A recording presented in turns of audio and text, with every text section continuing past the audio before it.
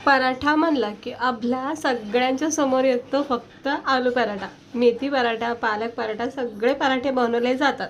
पण आलू पराठा असा आहे की लहानापासून मोठ्यापर्यंत सगळ्यांनाच आवडीचा आहे आणि घरोघरी हा पराठा बनला जातो. तर आज मी मस्तपैकी छान खरपूस टेस्टी असे हे आलू पराठे बनवलेले आहेत नाश्त्यासाठी. तुम्ही बघू शकता, मस्त आहे, छान लच्छेदार पराठा बनतो आणि घडी पडती आणि मस्त स्टफिंग सेट होती. खूप छान आहे, कमी वेळामध्ये सोप्या पद्धतीने तुम्ही सकाळच्या घाईमध्ये सुद्धा याला बनवू शकता.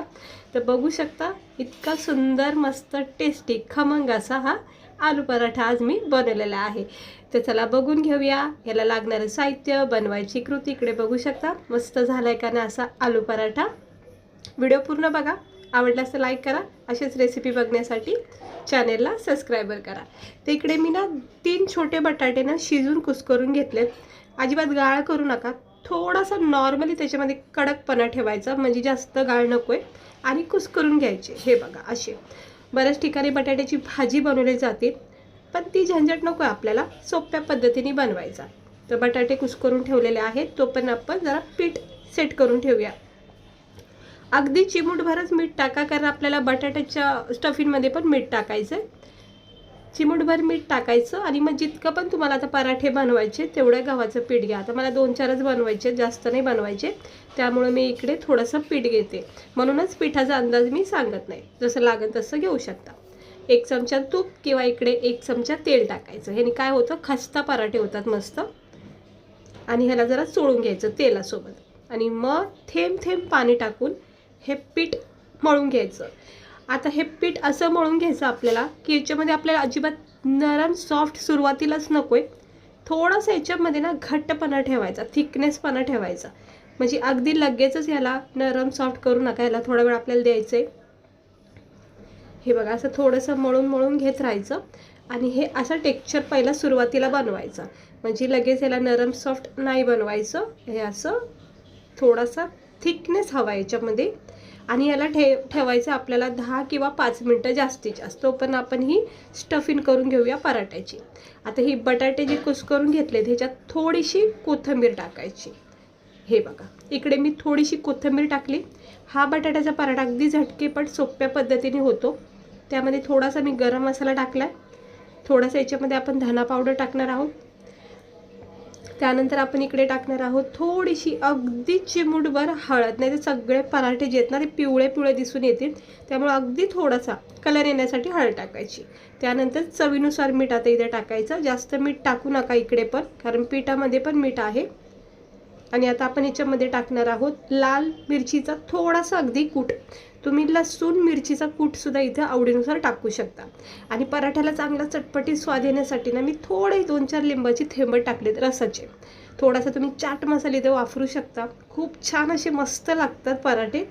ही एक साहित्य टाकून बघा पराठ्यामध्ये, लिंबाचा थोडासा 2-4 थेंब किंवा थोडासा चाट मसाला. आणि हे सगळ्या बटाट्याच्या गुठळ्या ज्या राहिल्या असतील ना शिल्लक, त्या सगळ्या मॅश करून घ्या. नाही तर बटाट्याचा पराठा ज्यावेळेस आपण लाटतो ना त्यावेळेस ते फुटला जातो, त्यामुळे असं मॅश करून घ्या बटाटे. झाली आपली स्टफिंग पण तयार. आणि आता आपण पिठाकडे जाऊया आणि त्याला जरा आता आपण थोडंसं मळून घेऊया.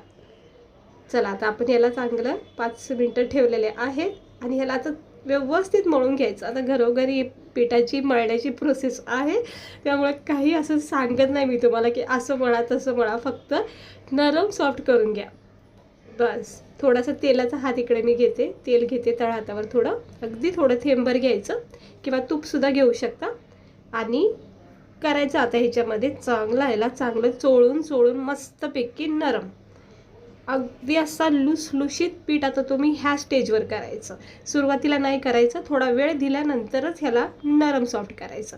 इकडे बघू शकता किती छान हा पीठ तुम्हाला दिसत असेल, किती मस्त नरम सॉफ्ट झालं आहे. तरीसुद्धा ह्याला पातळ नाही बनवायचं, नरम सॉफ्ट जरी असलं तरी थिकनेसच ठेवा, पराठे तुटत नाही मग जास्त. बटाट्याच्या जर गुठळ्या राहिल्या कदाचित तरच मग बटाटा थोडा तुटला जाऊ शकतो पराठा. आता हे चांगलं मी नरम सॉफ्ट केलं आहे, थिकनेस पण आहे याच्यामध्ये, असं पातळ पीठ नाही आहे, जाडसर आहे. आता आपण याच्या लाट्या बनवायच्या. मग लहान मोठे पराठे तुम्हाला ज्या आकाराचे करायचे त्यानुसार ह्या लाट्या करा. तर मला छोट्यालेच बनवायचे आहेत, मोठाले मी पराठे शक्यतो करत नाही. आता हे 4 लाट्या केलेल्या आहेत, म्हणजे आता आपले 4 पराठे तयार होणार आहेत. म्हणजे कसं थोडाच बनवलं आहे ना, जास्त पण बनवू शकता पीठ म्हणून. हे इकडे मी साजूक तूप घेतले. मी ह्यापूर्वी पण सांगितलं आहे, पराठा ज्यावेळेस पण बनवते त्यावेळेस मी तेल तूप मिक्स करून घेते. आपला नॉर्मल चपातीचा पोलपाट घ्यायचा आणि आता आपण पराठे घेऊया. पुरण भरायला जसं आपण लाटी बनवतो, वाटी बनवतो तसं बनवायचं. हे कडाकडाच फक्त पातळ करा. खालचा जो मधला तळभाग आहे ना तो जाडसर ठेवा, कारण मग ही भाजी ना मधून तरी येणार नाही. आणि शक्यतो कडीकडीने जर ह्या गुठळ्या राहिल्या असतील तरच कदाचित थोडासा असा फुटला जातो. म्हणजे इतका पण नाही, अगदी थोडा कॉर्नरला. फक्त खालची साईड आहे ना थोडीशी जाडसर ठेवायची. आणि बटाट्याची भाजी शक्यतो थोडीच भरा, नाही तर जास्त स्टफिंग भरताना मग पराठा लाटता येणार नाही. आता बघू, मला तर वाटतं ही भाजी जरा जास्तच झाली आहे, पण आता काय करू शकत नाही, आपण लाटून घेऊया. पण बटाट्याच्या पराठ्यामध्ये ना स्टफिंग भरता वेळेस ना भाजी थोडी कमीच भरा, हलका हात वापरायचा. हे बघा मस्त लाटला गेला तरी पण जास्त फुटलं नाही, जास्त नशीब.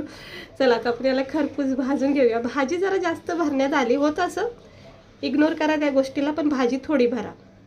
आता आपण याला दोन्ही साईडून खरपूस भाजून घेऊया. पराठा पुरणपोळी म्हटलं की कितीही आपण सुगरण असू, कितीही प्रयत्न केला की एक कडा तरी त्याचा तुटला जातोच, आणि हे तुम्हाला सगळ्यालाच माहिती आहे. आता बघा हे लालसर असं छान सुंदर रंग येईपर्यंत खरपूस भाजायचा. ज्या प्रकारे आपण पीठ मळलं, ज्या प्रकारे आपण ह्याची वाटी केली ना, ह्याच्यावर ना असे थोडेसे लच्छे पडतात. तुम्हाला मी दाखवते शेवटला. बघा थोड्याशा गुठळ्या जर बटाट्याच्या राहिल्या चुकून तर त्या अशा कडाकडाला निघतात. त्यामुळे ना बटाट्याची स्टफिंग ना चांगली नरम करून घ्या. आणि हा आपला पराठा भाजून झालेला आहे. दुसरा पण मी तुम्हाला दाखवते. वाटी बनवायची, पुरण जसं आपण भरतो. आता मी याच्यामध्ये थोडीशी भाजी कमी भरली, एकदम हलका हात वापरते, तुम्ही बघू शकता. बस ह्याला असं प्रेमाने नाजूक असं लाटायचं आणि मग ह्याला भाजून घ्यायचं. बघा आता मधोमध तर जास्त काही हे नाही झालं, व्यवस्थित झालाय पराठा. आणि हा पराठा खायला ना इतका मस्त वाटतो ना. पराठे बनवायची वेगवेगळ्या पद्धत आहे, तुम्हाला परत एकदा मी दाखवून दुसऱ्या ट्रिकने सुद्धा पराठे. तर असे हे पराठे आता चांगले तुपामध्ये खरपूस भाजून घ्या, जोपर्यंत चारी बाजूने ना याला डाग पडत नाही, म्हणजे ब्राऊन स्पॉट जे बोलतो ना आपण शेकलेले ते पडत नाहीत. हे बघा किती सुंदर असा खमंग झालाय बघा, खरपूस भाजलाय आणि चारी बाजूने रंग आलेला आहे. आणि गॅस स्लो करायचं. तव्यावर तूप तेल असलं की असा धूर वगैरे निघला जातो. हे बघा मस्त झाला का नाही असा हा पराठा आपला. खरपूस भाजायचा. मधला भाग भाजला गेलेला आहे, तो दिसायला असं वाटत असेल की तो शेकला नाही, पण चांगला भाजलाय, अंदाजा लावू शकता तुम्ही. कडक झालेला आहे आणि आपला हा खरपूस टेस्टी पराठा तयार झाला आहे. दुसरा पण टाकून घेऊया आपण, जो मी बनवून ठेवलेला आहे, आणि तो सुद्धा भाजून घेऊया. ह्याला सुद्धा सेम प्रोसेसनी भाजायचं. तुम्ही पाहू शकता आपले हे पराठे किती मस्त सुंदर तयार झालेत. अजिबात स्टफिंग वगैरे काही जास्त निघले नाही आहे. आणि मस्त असा हा पराठा तयार झालेला आहे खाण्यासाठी. गरमागरम प्लेटमध्ये आपण याला सर्व करूया. तर हे झाले आहेत आपले नाश्त्यासाठी सकाळच्या घाईमध्ये होणार आलू पराठे. आता हे तुम्ही बघू शकता, अगदी किंचित हळद टाकल्यामुळे किती सुंदर रंग आलाय का ना, असं वाटतं पुरणपोळ्याचा रंग आहे हा. तर बघा किती मस्त झाला का ना हा पराठा. एकदम छान भाजला गेलाय चारी बाजूनी. आणि हे असे पराठे ना तुम्ही सकाळच्या घाईमध्ये ना अगदी कमी वेळामध्ये बनवू शकता, कारण आपण भाजी वगैरे काही वेगळी केली नाही. फक्त बटाट्यामध्ये थोडासा मसाले टाकून पीठ मळून छानपैकी हे पराठे तयार होतात. तर बघा मस्त झाले का नाही, एकदम गोल सुंदर असे हे खमंग टेस्टी आलू पराठे. आवडले असणारच तुम्हाला. नक्की एकदा करून बघा. कमी वेळामध्ये होतात, कमी साहित्यामध्ये होतात, काही झंझट नाही. बघा याच्यावर जे लच्छे पडतात ना हे असे पडतात बघा. त्यामुळं ना वाटी, त्याला लाटायची पद्धत, त्याच्यावर जे चिरा पडतात ना ते चांगले असतात, कारण त्याची घडी पडते. तुम्हाला मी आता दाखवते बघा कशी घडी पडते. त्यामुळं हे बघा, आता हे बघा तुम्ही बघू शकता, हे किती छान सुटला गेला, जिप्पत असं चिपकून राहिला नाही. ही अशी घडी हा पदर पडला ना त्यामुळं लगेच कळतं आपला पराठा हा परफेक्ट झाला आहे. भाजीची स्टफिंग बघा कशी कट टू कट मॅच झाली, सेट झाली आहे. कडीला पूर्ण भाजीची स्टफिंग लागलेली आहे. म्हणजे प्रत्येक घासामध्ये तुम्हाला आलू पराठा खाल्ल्याचा आनंद होईल.